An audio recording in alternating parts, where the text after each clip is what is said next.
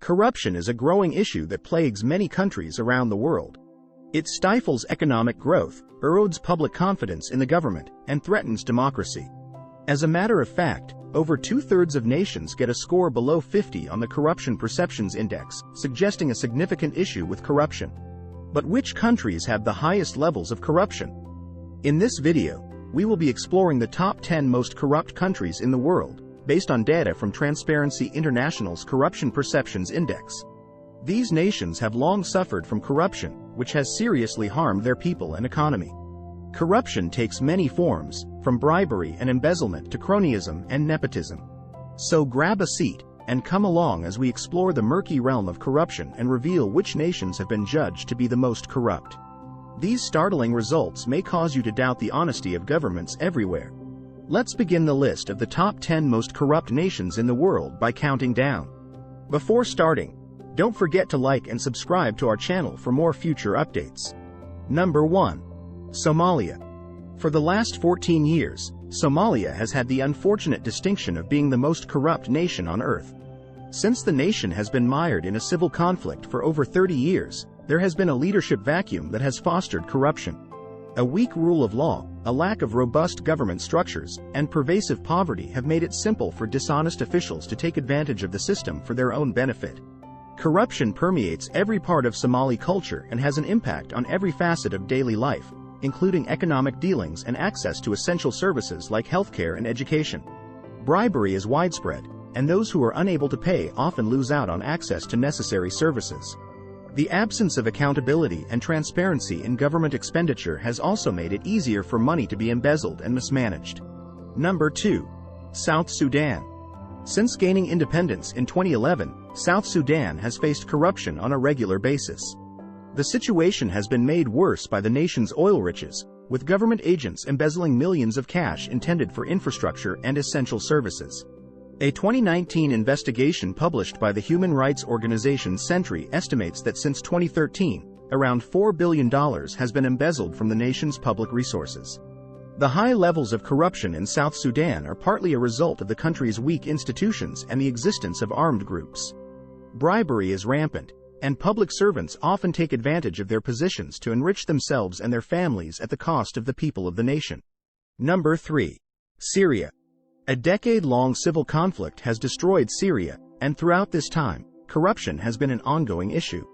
Government officials are taking advantage of their positions to benefit from the humanitarian crisis and the reconstruction efforts, thanks to the fighting, which has created a favorable environment for corrupt activities. Syria is rife with bribes, kickbacks, and embezzlement, with public monies being diverted for private benefit. Assistance organizations have found it challenging to provide the critical support that the civilians caught in the crossfire require because of the government's lack of accountability and transparency in its expenditures. Number 4. Yemen. Another nation devastated by civil conflict and fostering an atmosphere conducive to corruption is Yemen. The issue has only become worse due to the lack of a strong central authority and the power vacuum created by the various armed factions. In Yemen, corruption is rampant and has an impact on every facet of life, including economic dealings and the provision of essential services. For basic services, government employees often seek bribes, and public monies are embezzled with impunity.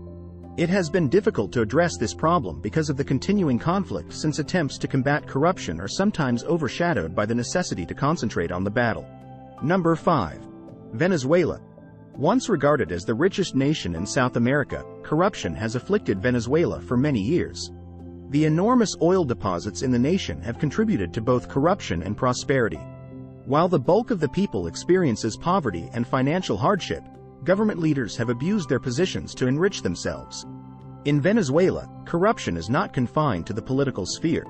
Corrupt practices are also practiced by the private sector, and the issue is made worse by the lack of accountability and openness in corporate dealings. The nation's economic crisis has only made it simpler for dishonest officials to take advantage of the system for personal benefit. Number 6. Sudan.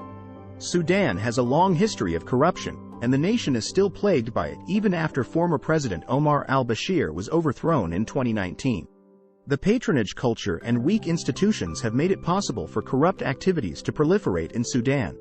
In Sudan, it is common for government officials to use their positions to profit themselves and those who support them via bribes, kickbacks, and embezzlement. Combating corruption in the nation is hampered by the lack of accountability procedures and the opaqueness of government expenditures. Number 7. Afghanistan. Afghanistan has had a long history of corruption, with millions of dollars said to be lost to unethical behavior annually. The extensive influence of strong warlords and the lax application of the law have made it difficult for the government to successfully combat corruption. In Afghanistan, bribery is rampant, with authorities sometimes requesting bribes for services that ought to be provided without charge. Public procurement practices that lack transparency and financial mismanagement have also made it simple for dishonest officials to embezzle public monies. Number 8. North Korea. Determining the level of corruption in North Korea is challenging due to the regime's secrecy. Reports from foreign organizations and defectors, however, provide a disturbing image of widespread corruption inside the system.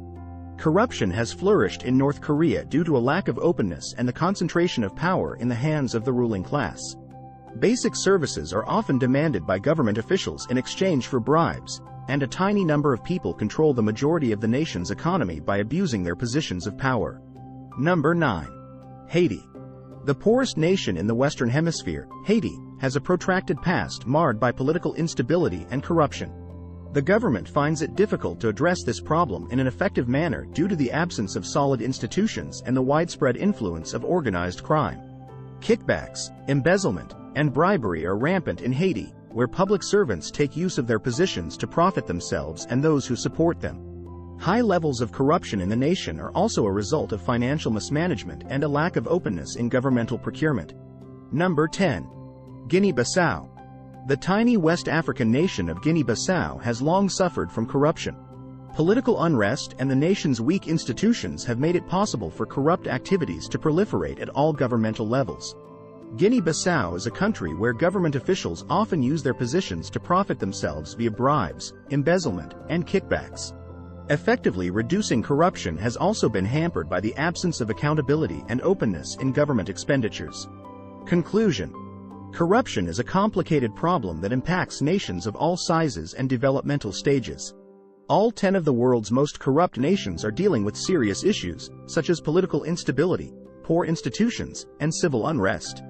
A multifaceted strategy is needed to combat corruption, including bolstering institutions, encouraging accountability and openness, and cultivating an integrity-driven society.